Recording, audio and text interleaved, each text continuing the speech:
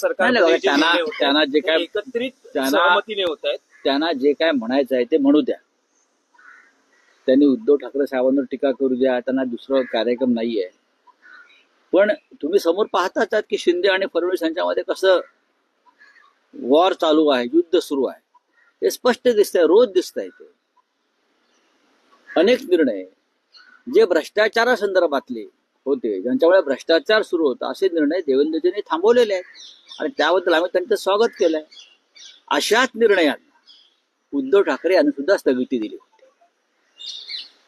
असेच निर्णय आधीच्या नगरविकास मंत्र्यांचे किंवा अन्य मंत्र्यांनी, ज्यातून भ्रष्टाचाराला चालना मिळेल, ज्यातून दलालांना चालना मिळेल, अशाच निर्णयांना उद्धव ठाकरे यांनी स्थगिती दिली. त्याबद्दल देवेंद्र फडणवीस यांनी उद्धव ठाकरेंचं अभिनंदन केलं पाहिजे. आम्ही तुमचं करता आहोत ना, की तुम्ही भ्रष्टाचाराला चालना देणारे, खतपाणी घालणारे आधीच्या मुख्यमंत्र्यांचे निर्णय हे थांबवलेले आहेत.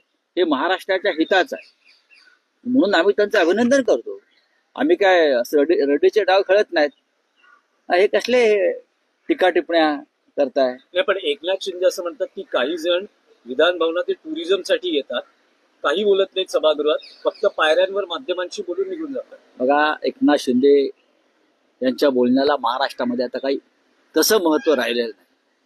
जे मुख्यमंत्री बोलतायत त्याला महत्व आहे. एकनाथ शिंदेचं आता कोण ऐकणार?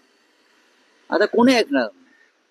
लिहून दिलेली भाषणं वाचायची, टिवल्या बावल्या करायच्या, त्याच्यावरती बोलायचं, त्यातून काय साध्य होणार?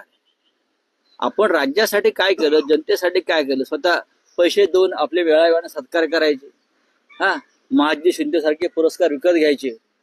याच्या पलीकडे ह्यांचं आता भविष्य काय?